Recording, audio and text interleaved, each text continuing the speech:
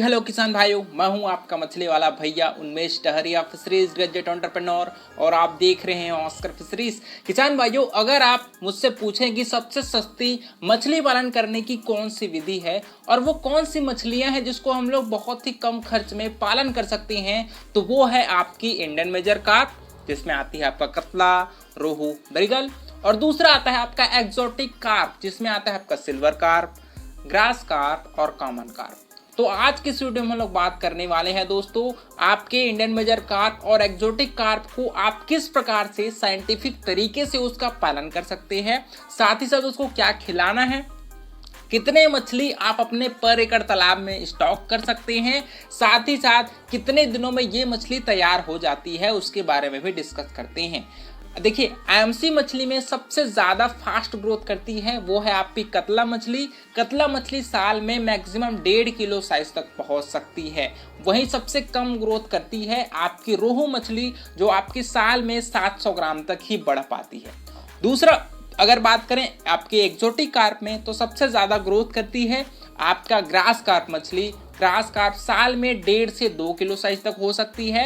वहीं बात करें कॉमन कार्प मछली, तो ये मछली भी आपकी साल में 100 ग्राम 1 किलो से 1.5 किलो तक ये मछली आसानी से ग्रोथ कर जाती है। और अगर बात करें, अगर इन मछलियों को आपको पालन करना है तो कितने बड़े तालाब की ज़रूरत पड़ेगी, तो मैं आपको बता दूं, इसके लिए आपको लगभग 1 एकड़ का अगर आपके पास तालाब है तो आप आसानी से इन 6 मछलियों को एक साथ एक ही तालाब में पालन कर सकते हैं। क्योंकि देखिए, अगर आप अलग अलग जगह में रहने वाली मछलियों को एक साथ पालन करेंगे तो आपके तालाब का प्रॉपर यूटिलाइजेशन होता है, जिससे आपको कम क्षेत्र में ज़्यादा मछलियों को आप बेचते हो और ज़्यादा पैसे आप कमा पाते हो। अब बात करते हैं इन मछलियों का पालने का तरीका क्या है। तो सबसे पहला काम, जब भी हम लोग मछलियां स्टॉक करते हैं उससे पहले हम लोग अपने तालाब की तैयारी करते हैं, जिसको प्री स्टॉकिंग मैनेजमेंट कहा जाता है। इसमें सबसे पहला काम, जब आप नया तालाब बनाएंगे या फिर अगर आपका पुराना तालाब है, तो सबसे पहला काम दोस्तों, आप अपने तालाब में चूने का प्रयोग करिए। पर एकड़ लगभग 100 किलो चूना आपको अपने तालाब में जरूर डालना चाहिए बच्चे डालने से जस्ट पहले। तालाब की गहराई लगभग आप 5 से 6 फीट मेंटेन रखिए। चूना डालने के 3 दिनों के बाद आपको अपने तालाब में फर्टिलाइजर डालना है। फर्टिलाइजर में 2 प्रकार के होते हैं, इनऑर्गेनिक फर्टिलाइजर और ऑर्गेनिक फर्टिलाइजर। देखिए, इनऑर्गेनिक में आप काऊ डंग यूज कर सकते हैं, गोबर, आप जो मुर्गी का जो पोल्ट्री का जो वेस्टेज होता है, बिना भूसी वाला लेयर मुर्गी का जो खाद होता है ना, प्योर खाद जो होता है मुर्गी का, उसको आपको अपने तालाब में यूज करना है। साथ ही साथ अगर आपके पास सुअर का अगर खाद होगा, गोबर होगा, उसको भी यूज कर सकते हैं। बकरी का भी यूज कर सकते हैं, आप बतख का भी यूज कर सकते हैं। जो भी आपके पास गोबर अवेलेबल होगा उसको आप अपने तालाब में डालिए।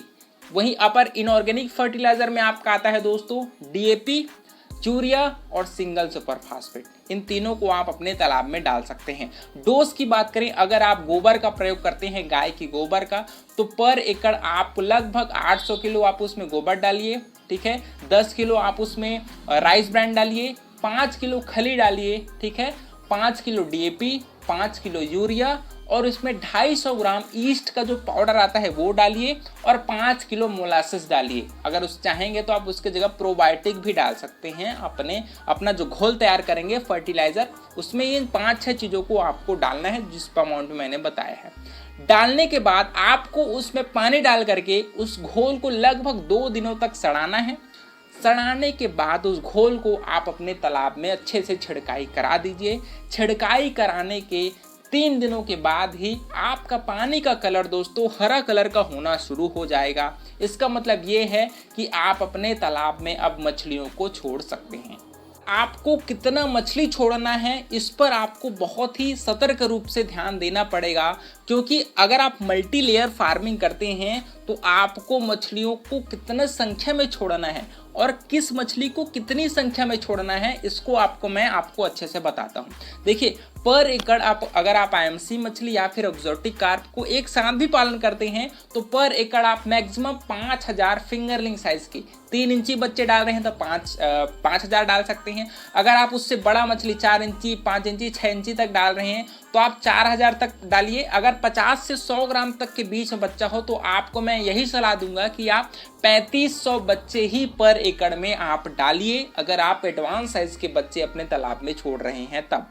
ठीक है, ये तो हुई आप कितने बच्चे अपने तालाब में छोड़ेंगे। अब बात करते हैं कितने कितने प्रतिशत में किन बच्चों को आपको अपने तालाब में छोड़ना है। ये बहुत ही महत्वपूर्ण है, इसको मैं आपको बताता हूं। देखिए, सरफेस लेयर आपकी मछली जिसमें आता है आपका कतला और सिल्वर कार्प, तो सरफेस लेयर मछली लगभग आपका 40 से 45% संख्या उन्हीं की होनी चाहिए, जिसमें कतला मछली उसका आप 10 से 15% डालिए।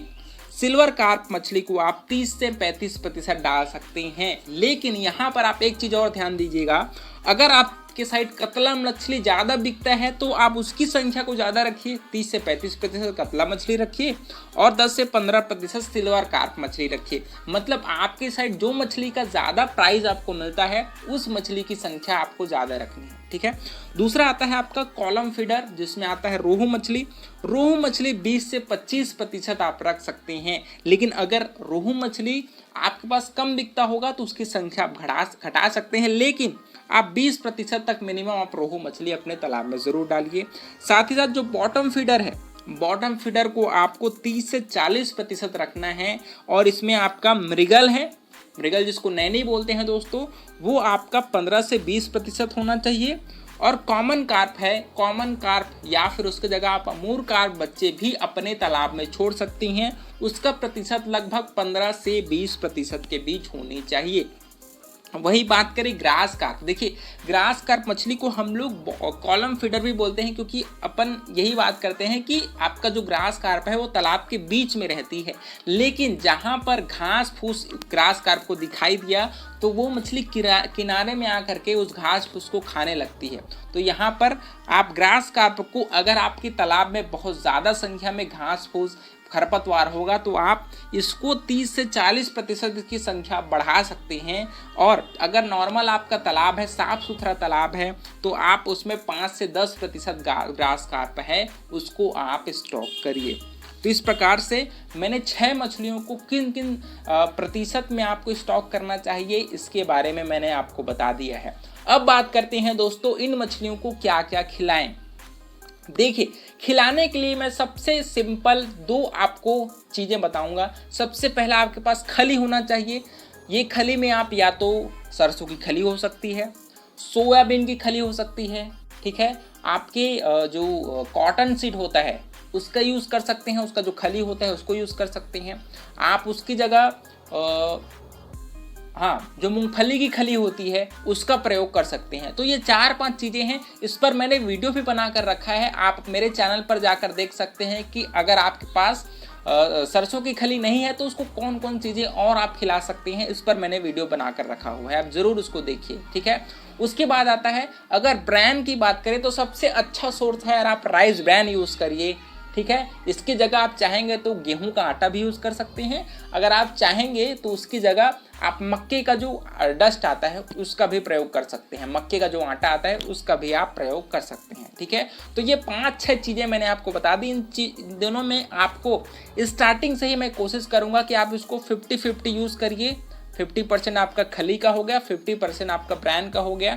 दोनों को स्टार्टिंग में अगर आप 2-3 इंची आपके बच्चे होंगे तो थोड़ा सा उसको 10-15 दिन घोल बनाकर आप खिलाइए। उसके बाद आप उसको अच्छे से गोला बना करके अपने तालाब के 4 कोनों में आपको स्टॉक करना है। ठीक है, खाना खिलाने का कोशिश करिए कि स्टार्टिंग में आप थोड़ा सा 7 से 8% के बॉडी वेट के हिसाब से खिलाइए, फिर धीरे से उसको 5% में लाइए, और जैसे ही आपकी मछलियाँ 250 ग्राम के ऊपर हो जाती हैं तो आपको 2 से 3% बॉडी वेट के हिसाब से उसको भोजन कराना है।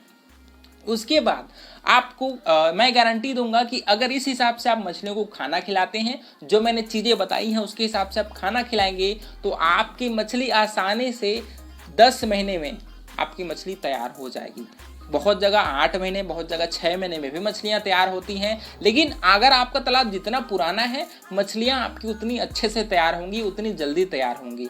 वहीं आपको समय समय पर 20 दिनों में एक बार आप फर्मेंटेशन करिए। फर्मेंटेशन के लिए या तो जो पाउडर वाला प्लैंटॉन आता है उसका यूज़ कर सकती हैं, या तो आप गोबर का यूज़ कर सकती हैं, या फिर आप सरसों खली, राइस बैन, इसके साथ थोड़ा डीएपी यूरिया को सड़ा करके भी आप फर्मेंटेशन के रूप में अपने तालाब में समय समय पर डालते रहिए, ताकि प्राकृतिक भोजन आपके तालाब में अच्छे से बना रहे। तो इस प्रकार से किसान भाइयों मैंने सभी इंपॉर्टेंट चीज़ों को आपको बता दिया है। इसके अलावा भी आपके मन में कुछ सवाल होंगे, उसको आप नीचे कमेंट करिए। आपका मछली वाला भैया हमेशा आपको अच्छे से गाइड करने के लिए तैयार बैठा है। तो किसान भाइयों वीडियो पसंद आएगा तो वीडियो को लाइक ज़रूर करिए यार। ऑस्कर फिशरीज पर नए हैं तो चैनल को सब्सक्राइब करना बिल्कुल मत भूलिएगा। मिलते हैं अगले वीडियो किसान भाइयों, तब तक के लिए बड़ों का सम्मान करिए, छोटों को प्यार करिए और खुद का ढेर सारा ख्याल रखिए। Thank you, thanks for watching.